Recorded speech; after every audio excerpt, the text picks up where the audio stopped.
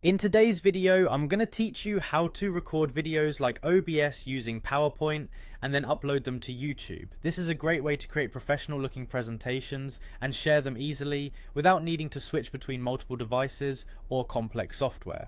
So let's dive right in. First, you'll want to open PowerPoint on your computer. Make sure your version of PowerPoint supports the recording feature. This is typically available on recent versions of Microsoft Office. Once you have PowerPoint open, the next step is to navigate to the presentation you want to enhance with your video recording. This could be a lecture, a report, or any kind of presentation where you need to capture your screen activity. Once you're set with the presentation you wish to record, move on to the Insert tab located in the toolbar at the top of your screen.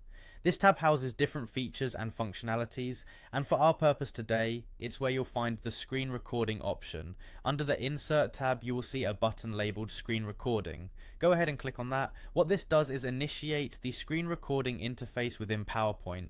It's similar to the functionality you may have seen in dedicated screen capturing software, but neatly built into the software you're already using. Next up is to adjust the frame where you wish to capture content. You'll see crosshairs on your screen allowing you to click and drag to select the specific area you want to record. If you want to capture the full screen, you can simply drag the frame to cover your entire monitor.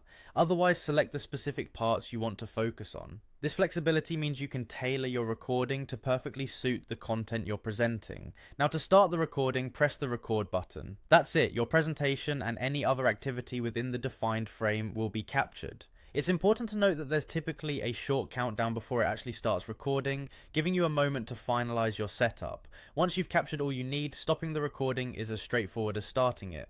Simply press the Windows key plus Shift plus Q on your keyboard and your recording will end. PowerPoint will save it right in the same presentation file, making it easy for you to access and edit later.